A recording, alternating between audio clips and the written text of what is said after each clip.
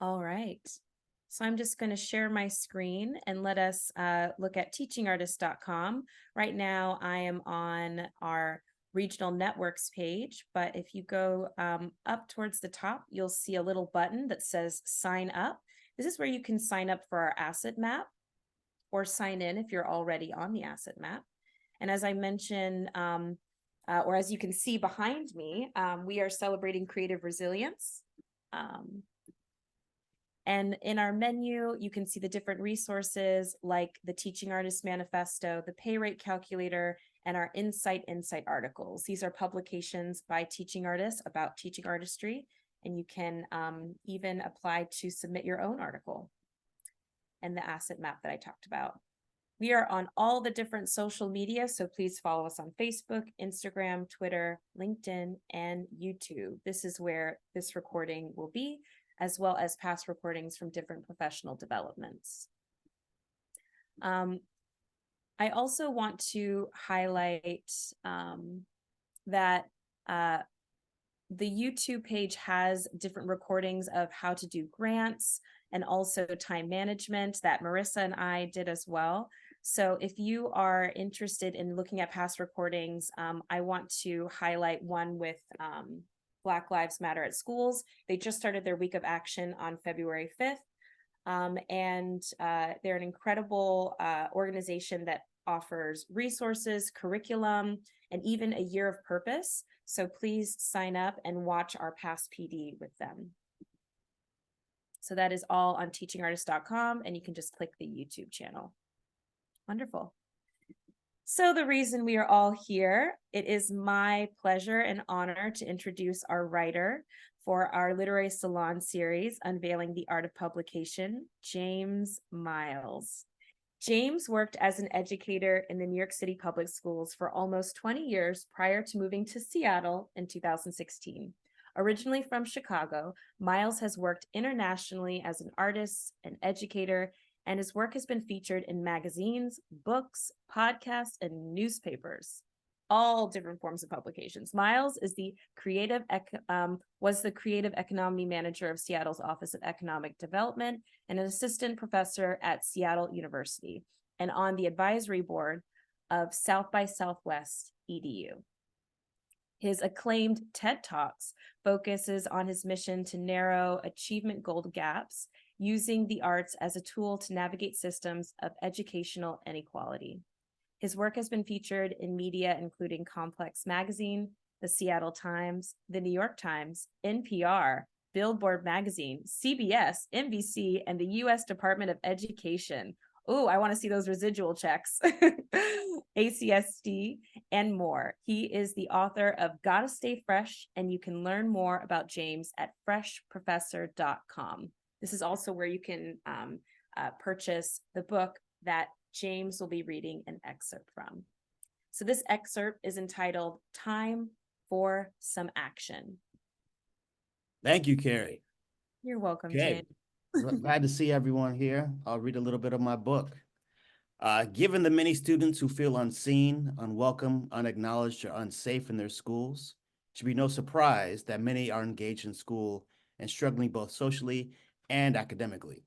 And it's critical that we work to confront and combat racism, transphobia, and other prejudices in school and beyond. At the same time, within our own classrooms, we can foster safe, welcoming spaces.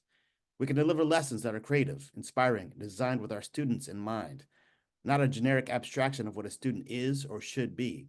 The benefits of this are many, and they include academic concerns. Students' unwillingness to participate in the process of learning is often largely due to the fact that the typical style of presenting content is detached from their own cultural understanding.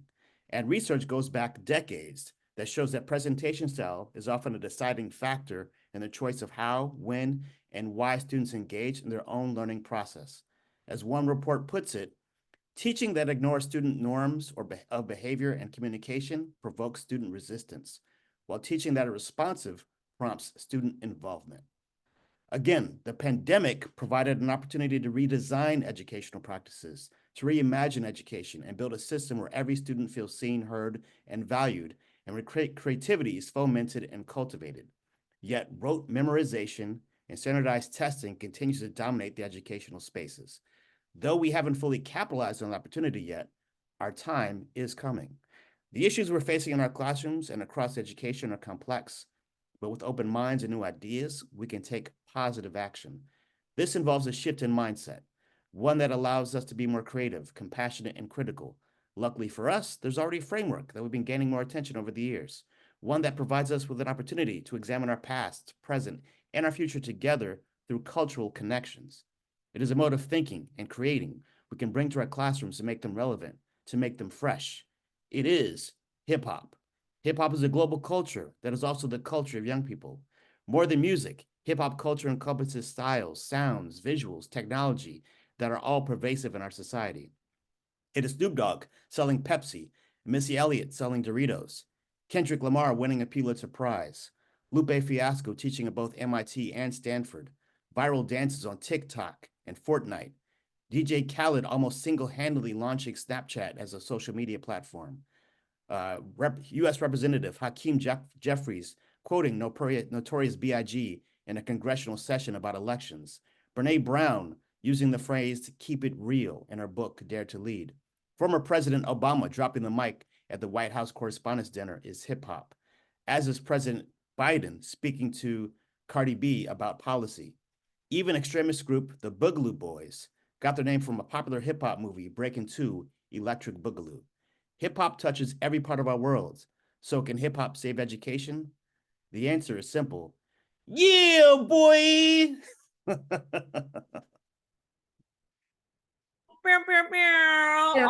Big up for Flavor Flav. Please come off mute and let's give some love to James Miles for reading. Yeah. Hey. Yeah. Amazing. Wow, there were so many references. I was like, yes, yes, yes. So this is going to be the Q&A portion that I am so Yes. excited to hand over to one of our new NAC members. And if you're unfamiliar with a NAC member, NAC stands for National Advisory Committee member. So at TAG, we have over 40 members and a lot more in emeritus. So Brianna, come and join us. And I believe you and James are around the same region, right? Yes, we're Yes. both in the beautiful Pacific Northwest. I say beautiful. There is a moment of sun here. James, is it sunny where you are? Not yet. Not yet. It was yesterday, briefly. Yeah, but that was nice. That was nice. I met you because you came to Teaching Artist Studio last year, I believe, and did a keynote with us. And you started off the session with this question: what song gives you a feeling of nostalgia? Yes. And it was really powerful because everybody has a reaction to that. Everybody has a song. And so I think that's where I want to start with you. And I want to lead this into my next set of questions. What song inspires you? Oh, what song inspires me? Mm, So many songs inspire me. So right now I'm listening to a song. So two-parter. I'm mm. performing it at South by Southwest in a couple weeks. Hopefully Hilea will join us. Super excited about that. So we're performing myself, two MCs, Wordsworth from Lyricist Oh, Lounge, cool. and JR, John Robinson from Science of Life, all DJ'd by Jay Rawls, who produced Brown Skin Lady on Mos Def's and Talib Kweli's album. So we're all performing together. So I'm listening to that song a lot, just trying to get the cadence of the song, so I can maybe hit those bars correctly. So that song's inspiring me for one reason. Another song that's really inspiring to me right now is, I want to say her name is Alice Smith. And I play this song frequently when I'm trying to get hyped for the day. I'm going to tell you exactly what it's called. It is called Love Endeavor. Ooh. Love Endeavor by Alice Smith. And Okay. it is the Maurice Fulton mega mix version of that. Oh, okay. That song will get you hyped and ready to dance and do something else if you listen to it. Oh So my those God, two I'm songs so inspire me. excited. That's awesome. So thinking about inspiration, kind of continuing on that, beyond who inspires you? Who have been your sources of inspiration as you've worked in this field, as you've created this book, done all the Yeah. work you've been doing with kids? Who inspires you? Uh, I think the largest inspiration are my two children, Mm, River and Lily. So they inspire me a lot to figure out what I want to do to support the younger mm, generation. They're freshmen in high school right now, so they're a big part of like, is this real? Like, what are we doing? How are we doing this as educators? Another inspiration, of course, is my niece, Stella, my brother's daughter. She's a big source of inspiration. Um, and then, young people at large really inspire me. What do I do? What do I need? How do I best serve them? Uh, Over time, I'll go through some that prompt, what music gives you a sense of nostalgia, was inspired by Jamel Mims, who's my partner in crime years mm, ago. So he came up with that, and we've used that together for a decade, if not more. Um, so he's a big inspiration. Of course, Hilaire de Barros. This book was really she inspired me to write this book based off our time together as educators and coworkers and just good friends. Of course, my brother inspired me to write a lot of things and be the creative. I remember entertaining him in a high chair when he was a kid, when we were both kids, and he was, he's my younger brother. So uh, him making him laugh, and then of course his now career as a comedian inspires me. mm. Yes. Our father, our mother, they were both inspirations, our entire family. And then hip hop at large. Like hip hop is about collaboration, it's about giving people flowers, it's about love, spread love. So the culture of hip hop inspires me. That's a Mm. lot. I'm inspired by It is. birds and, yeah. I love it. You keep finding inspiration. I keep finding it. Yeah. Which actually leads me to my next question, which is about continually seeking that inspiration. How do you stay connected to youth culture, which is changing so fast all the time? Yes. How do you stay connected to that? How do you continue to find inspiration that's meaningful to the kids that you work with? I'm lucky. I have two kids. They're in high school. That's my first source. Like, what's popping? I ask them. Is this mid? Uh, is this sus? Like, how how can I be cool as a dad? Of course, I can never be cool as the dad, but I'm gonna still try. So they're the first source. I also look at social media, the ups and downs of it. Uh, I check that out. I listen to a lot of music when I'm not like on a screen. I'm listening to music while I'm writing, while I'm working. Uh, Usually I don't know the artist, but it's new, so I'm like, oh, let me check this out. Uh, and then I just go out to parties and just like go to the clubs. And part of that's my work. It's like, all right, what are people dancing to? Right. What are people wearing? What's fashion dictating? What are the trends I'm seeing in society? And then how do I bring that into the classroom? Mm, I love that. I love the idea of getting out there into clubs and being like, hey, it's part of my work. I got it. Part I of my got work. it. Yeah. It's late. I want to go to bed. But I was feeling impressed. I'm like, I got a 13-year-old and ooh, staying up late is hard. Um, yes. so what do you do when you're cringe? What do you do when you're sus? When Yes. you think you've got it, you're like, oh yeah, okay, I'm gonna come in and I'm gonna relate, and they're all like, oh no, that's a hard pass. I keep it a buck. I'm 100% myself, and I will always be me, and I will always be someone that some young person's like, yo, you're so bugging, low key. I don't want to talk to you right now. You don't have W Riz. So if I can bring in some W Riz in any shape and students connect to it, that's great. What's most important is that I'm authentic. And a young person would say, like, he's not trying to appease me. He's actually just trying to connect with me. And though he's sus, I will Mm, listen to what he has to say. I'll mm. listen to what the educator has to say and their vibe, because authenticity is more important than anything else. So the cringe actually becomes a way to connect. It's a way to connect. You're like, why? What's wrong with my outfit today? They're like, why would you wear those shoes? You wearing Jordans from this year? And I was like, Jordans are still fly, right? They're like, who says fly? I was like, so you build this conversation based on your own inadequacies. Okay, so you talked about your inspiration around hip Yes, hop, and of course, this book is about hip hop in schools. yes, And in the book, you kind of define these 4 elements or pillars of hip hop, which I love. And I wonder if you could define those for us and then talk a yes, little bit about what that looks like in the classroom. yes. So the five pillars of hip hop are emceeing, DJing, graffiti, breaking, and knowledge of self. So in the classroom, emceeing, that's the MC, the rapper. How are you using your voice as an educator? How are you providing a stage or a platform for young people to express themselves verbally and vocally? Uh, Breaking, which is dancing. How are you using your body, your physicality to show up for students? Whether that's showing up physically and saying like, yo, something's up with you, I'm here for you, or just saying like, I'm stepping back, you take the stage, physically, literally and figuratively.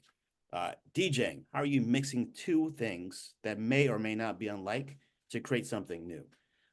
What are you providing for students to say like, though this doesn't connect directly to what we're talking about, you see a connection there, mix it up for me so I can better understand it. So it's providing Mm, a platform for them to say like, I got an idea.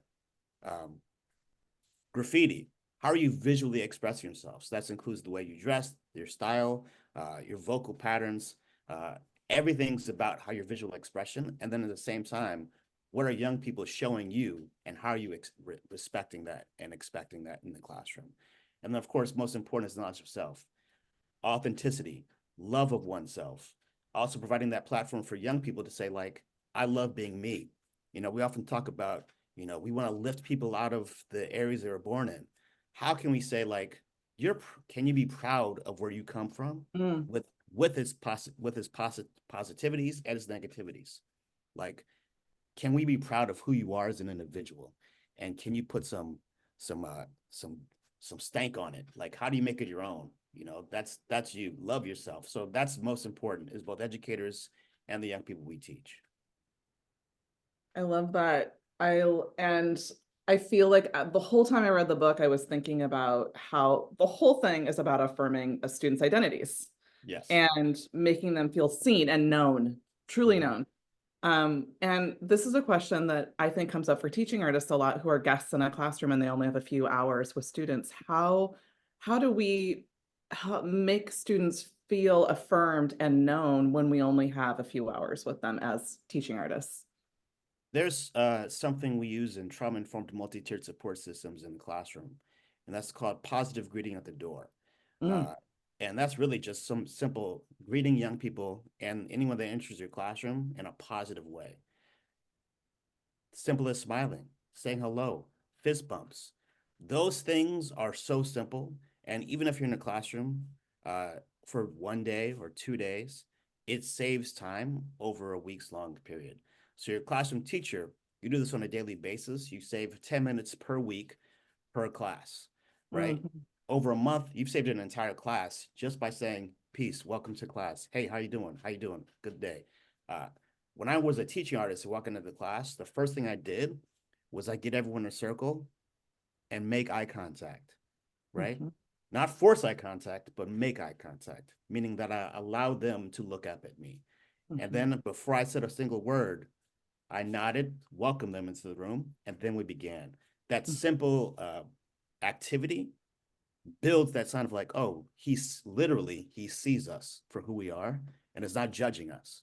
yep, If I see some shoes I like, I may compliment them. If I see mhm, something that someone said or doing, I may check that out. But I see every young person I work with for who they are, and that's the best way. You build mhm. that sense of community that quickly by just acknowledging that they exist. Yeah. Yeah. Okay. So here's a question that I think is one of the number one questions I get from teaching artists, and I'm curious about your take on it.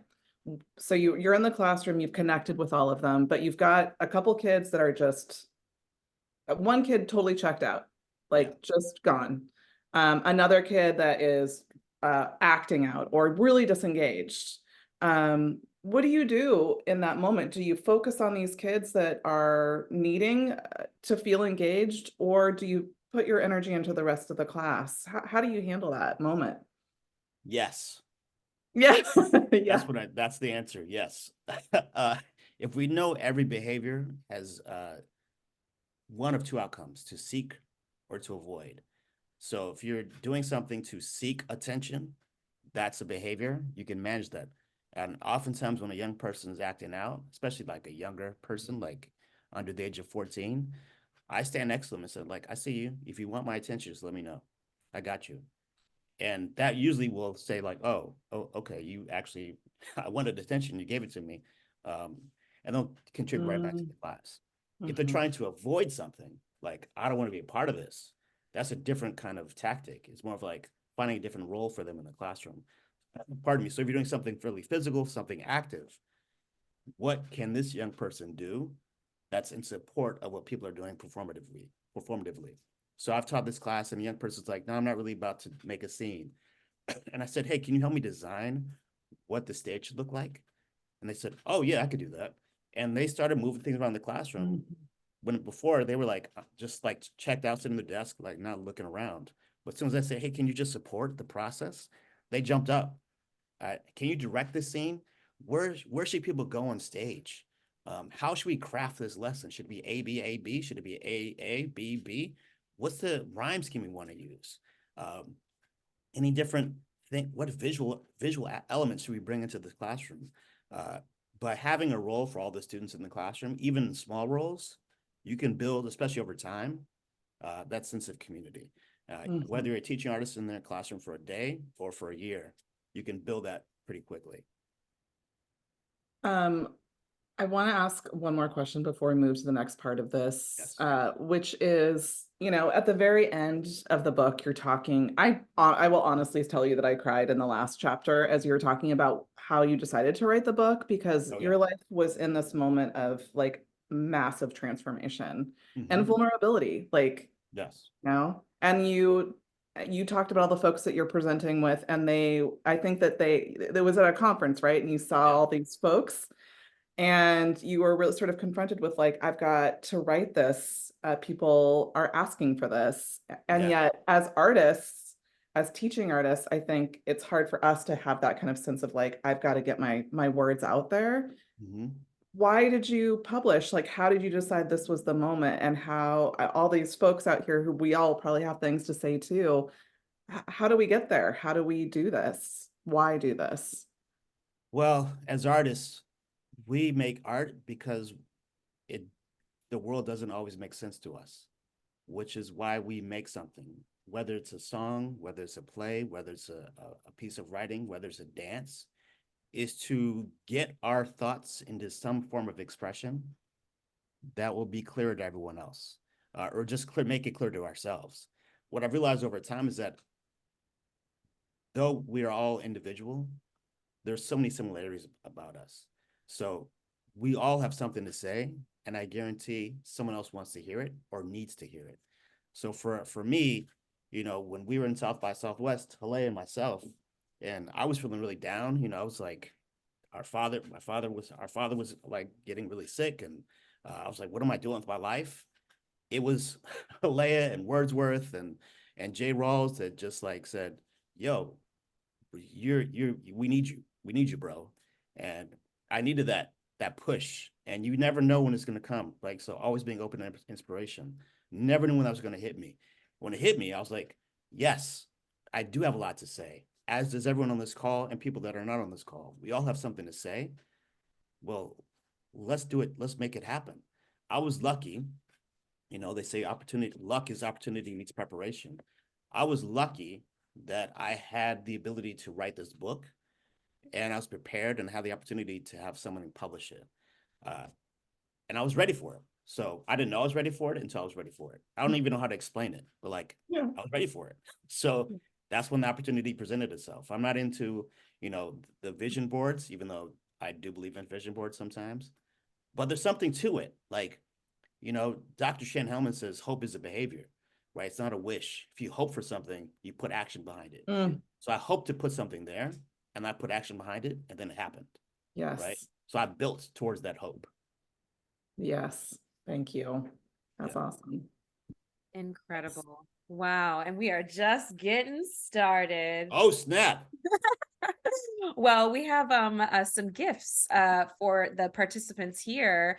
But before I introduce our next speaker, I do want to thank Brianna for your kind questions, for reading James' book, and just also bringing in the perspective of a teaching artist and how this publication is perfect for to get into the hands of educators. So thank you so much, Brianna, for being a NAC member and for facilitating this event. Awesome. Thank you so much. All right. I am going to try a Zoom thing, which is called a poll. You'll see a little pop-up that comes up, and these are just some questions that we have for you before I introduce our next speaker. So they're yes or no questions. Here we go. And there are 4. The first one is, are you a teaching artist? Yes, no, not sure. Are you a writer? Yes, no, not sure. 3, have you been to a tag event before? Yes, no, not sure. And 4, do you work with young people? So this is a question that James is very curious about. Awesome. I see that we have a lot of teaching artists in the room. We also have some writers here as well. Ooh, we have some new participants that have not been to a tag event before. So thank you for being here. Welcome, welcome. And a lot of people that work with young people. So I'm going to end this poll and I'm going to share the results so that we can see who's in the room with us.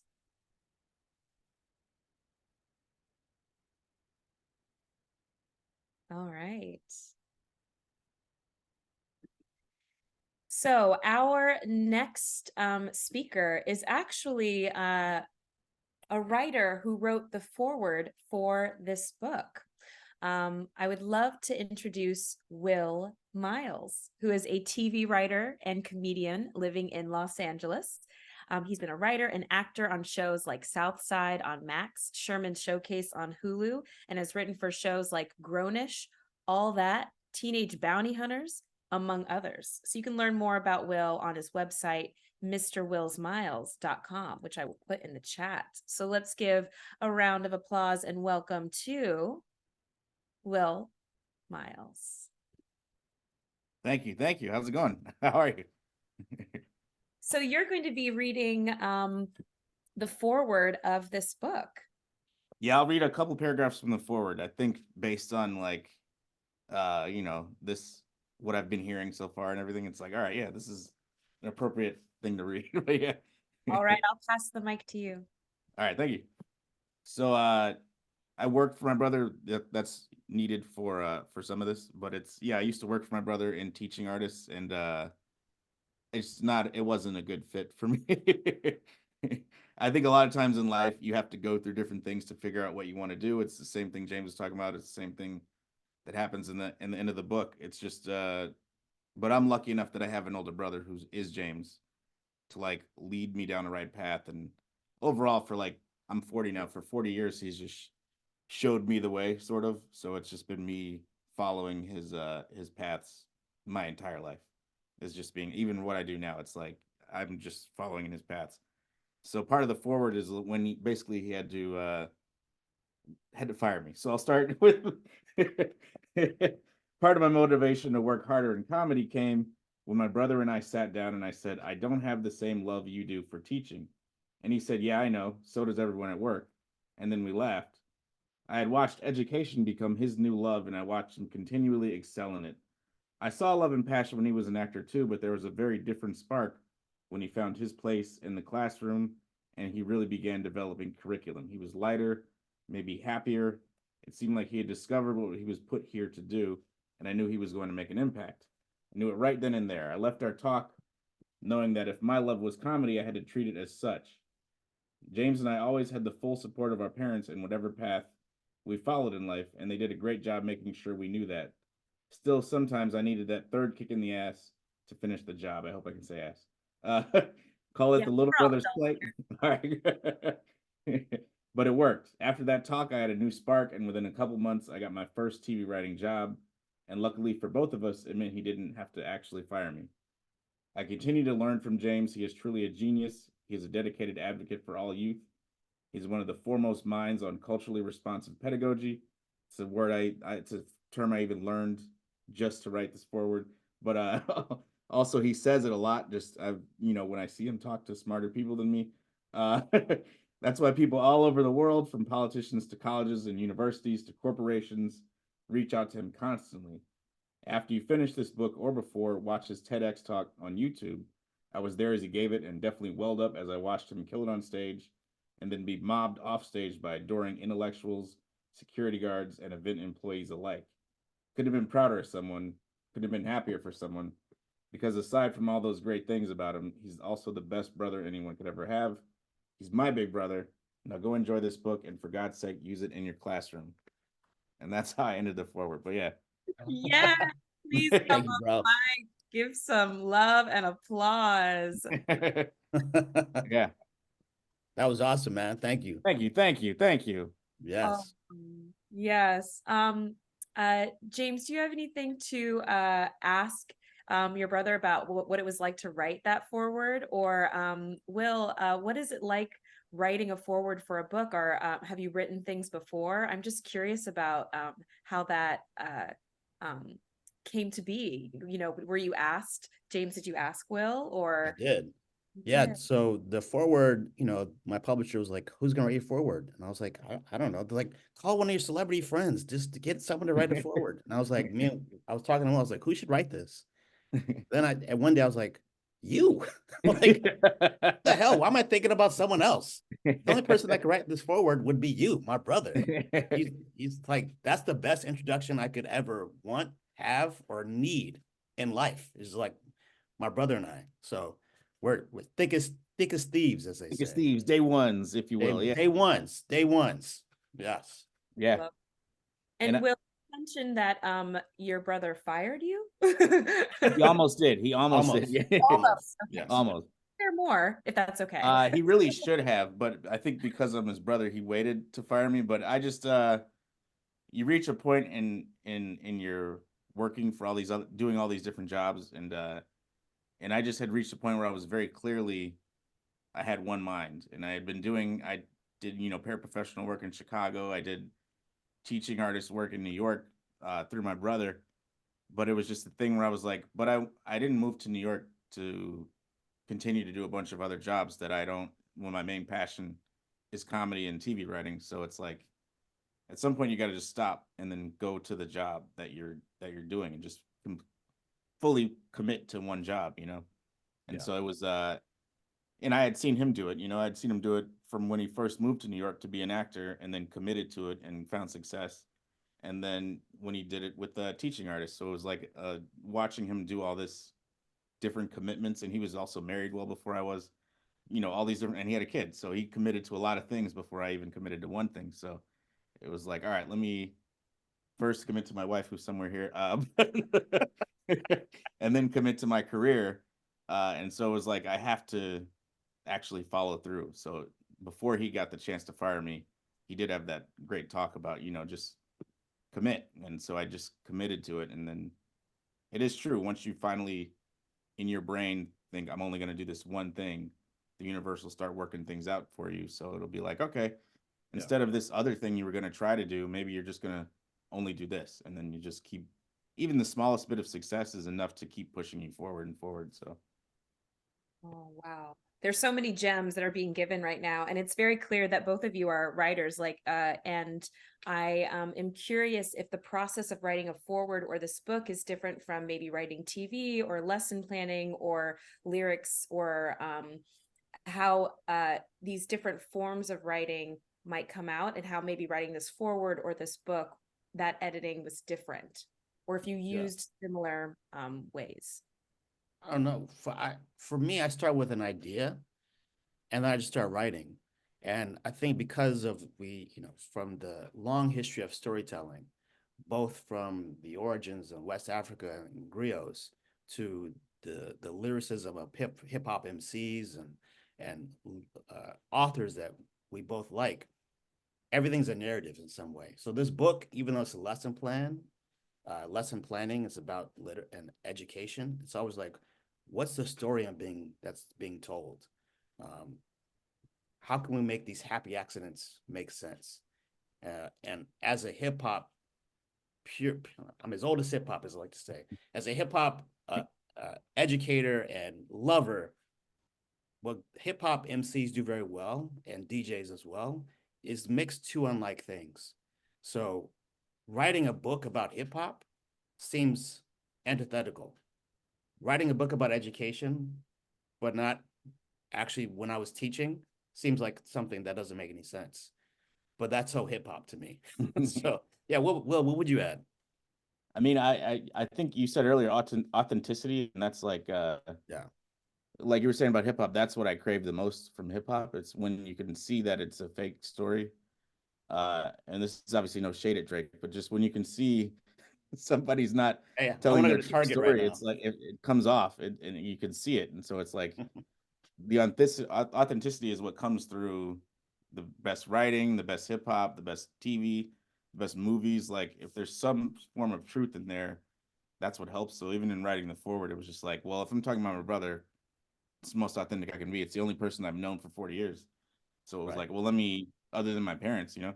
And so it's like, let me just write, you know, it came out pretty naturally, especially because it's like, well, oh, and I get to be proud of him, you know, because we're Yeah. brothers. So it's not often, probably not as much as we should. We are proud of each other. Yeah. But it's like when I'm asked to write it, it's like, oh, great, that's easy. I've been holding that in. Yeah. Like I Can't can't let be him get a proud big of my head, but if brother. I'm writing it, it's easy, you know? Yeah. Yeah. I also have to highlight that we're wearing the same sweatshirt. We I are, know. yeah. Yes, Joe. That was not planned. And glasses. And glasses, yeah, also and the not same planned. glasses. Yeah. I love it. I do want to take this moment to say that for the Teaching Artist Guild, when I was thinking about what kind of virtual programming to do, I was inspired by an email from Halea Devaros to James celebrating this book and talking about our theme of creative resilience. And I would love to invite Halea on with us. And since Halea, you know James and Will, and also have attended the South by Southwest, I want to ask, are there any questions that maybe you want to share with the group since you know them?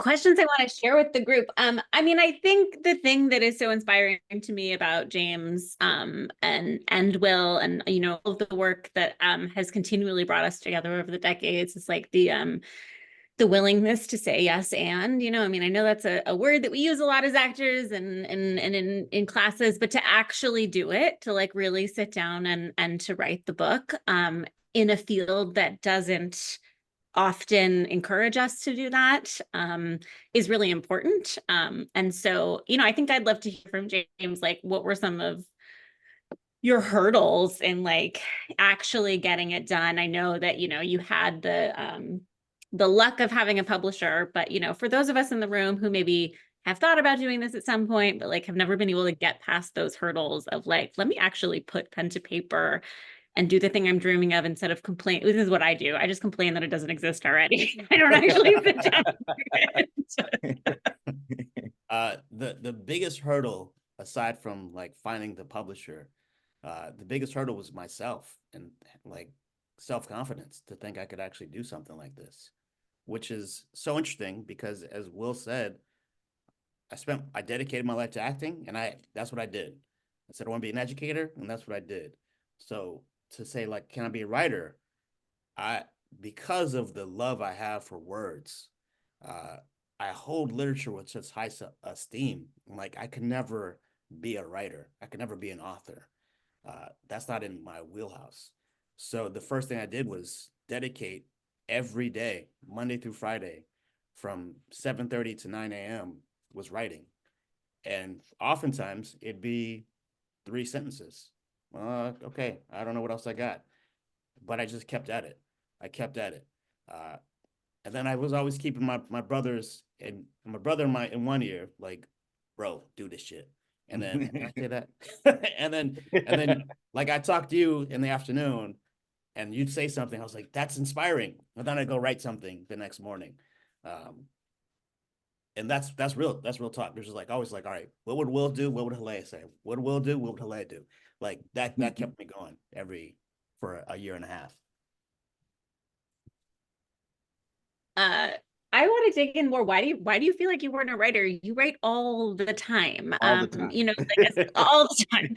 That's so True. surprising for me to hear, and for maybe for the folks here who like writing a book feels more daunting. You post blogs a lot. You have written several pieces on Medium. You do keynote addresses in several of your leadership roles. You've written, you know, beautiful annual reports and letters to community.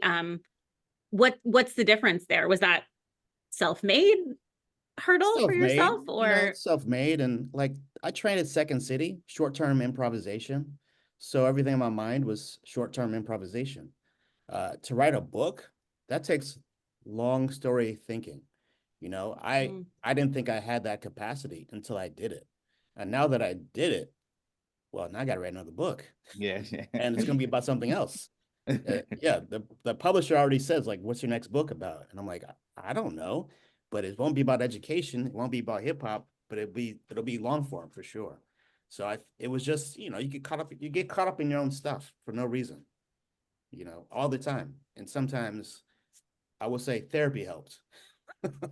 Therapy helped. Talking through that shit through with the therapist was very helpful. Yeah.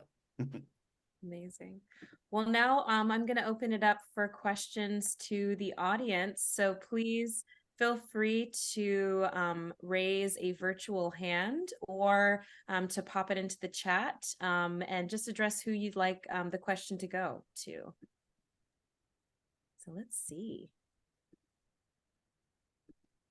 Feel free to just raise your hand or pop it into the chat. And if not, I might have some questions for you, James. Always. I have a question if others don't yet, because you started talking about lesson planning, James, and you talk about that in chapter 7. And I thought it was a really interesting approach to lesson planning. Like you actually shifted a lot on its head, I think, in the way that you kind of approached how to lesson plan. Can you say a little bit about that? Sure. I don't know what I wrote, but I think it was. You said intro, verse, coda, and Oh, remix. yes.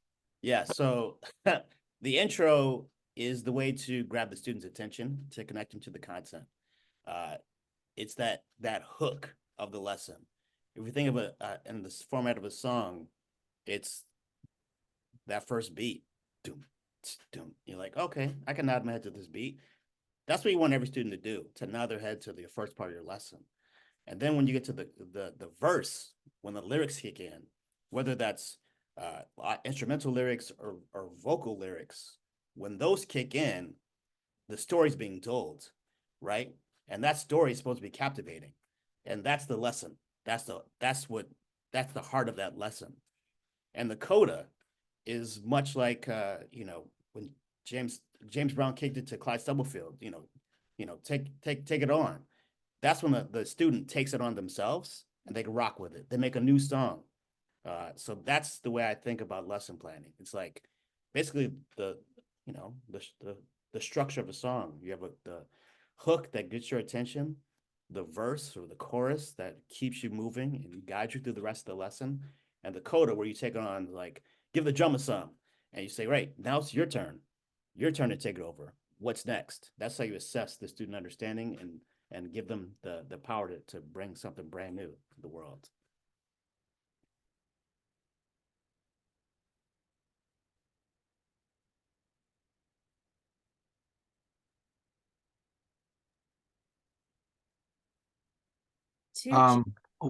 Oh, go ahead, Mo, and we'll do the cool. one from Amy later. Go ahead, Mo. Okay. I appreciate you guys being here so much. This is really cool.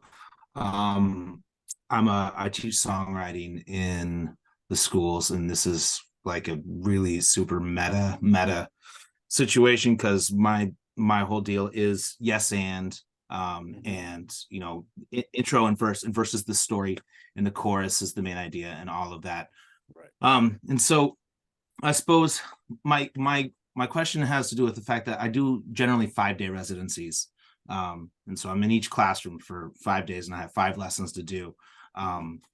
and I love this lesson plan, like as a song, like in that hook.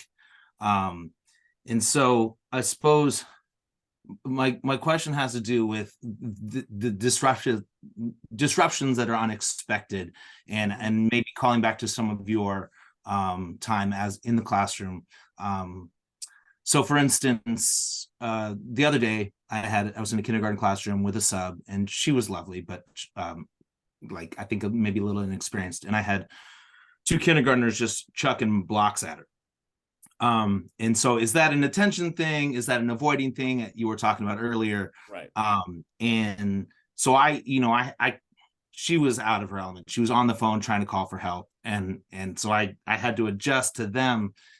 So I suppose the question is, like, when things get totally derailed, and I don't know if you spent time with like kindergartners, which I'd spent a lot of time with them. Yes. But like, how do you, when your song goes off the rails, like, how do you bounce back from that? Or like, I think, and I apologize, this is a pretty hyper specific situation, but like, I would love some extra guidance on when things start to completely melt down. Yes. I love a meltdown. I often think of it as like, if we think of it like when the needle skips on the record, you're like, oh, that's whack. Does it make the song different? Yeah, but still the same song. Or that the Miles Davis link when Coltrane hit the wrong note. No, Herbie Hancock hit the wrong note, and Herbie was like, "Oh no," and Miles is like, "Oh, we'll just change the tune a bit." So when the students are chucking bricks at each other or yeeting them, as I guess the new term is, yeet, I would have them yeet those bricks into where they belong. Like, great, if you're going to throw bricks at each other, just throw them in the bucket where they belong, and then help us clean up the rest of the classroom while we're making a song. Other ways is like, you guys have a lot of energy. Can you, instead of throw those bricks, use them as drum beats or piano keys or something, right? How can you use that kinetic energy towards the song you're building? Those are my thoughts. Halea, I always look to you. Yeah, I'm thinking, because I come at the music more from a movement background, but I would like, use the action of the throwing, if whatever song you're teaching that day could then be incorporated in some sort of physicality, like head and shoulders, knees and toes, right? So that like clearly they have energy, they want to be interacting with each other in some way, and they want a reaction out of each other too. So I'm thinking of like, vocalization competition games too. This side of the room has to be louder than that side of the room, right? Because then you're gonna get into that like competitive nature, which is like what's coming out of, I want to hit you in the head with the brick, right? But in a way that we could be teaching vocal projection, or we could be teaching volume. God, I was like, what's the musical term? Yeah, it's funny because it's like I have this reticence of highlighting what is essentially destructive behavior. It's like blocks flying at this lady's head, but I love that idea of, okay, let's turn that motion, that movement into something, or that action into something productive. I've got 20 other kindergartners here looking mortified because we were already like, we were doing Train Beard or some stupid song I made up, and but anyways, that's cool. Thank you. I appreciate it. That's amazing. All right, I'm going to put into the chat our invite to Slack so we can continue the conversation. And if you haven't joined the asset map, please do.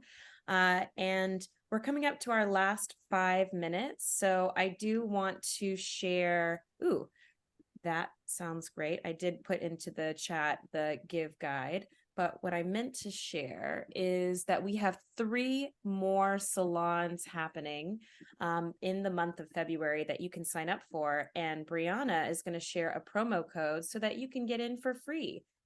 One is next week on February 14th with one of our NAC members. We also have 2 more in February 20th and February 23rd with Eric Booth. Awesome. So please join us for that. And I'd like to just invite back our speakers to come and say thank you so much. And please fill out the feedback survey. And yes, thank you, James, so much for being here. Appreciate it. Thank you for having me. And thank you, Will. Thank you, Halea. I couldn't have done this without either one of you. So I appreciate that. Thank you. You killed it. You're the best. No, you're the best, You're bro. amazing.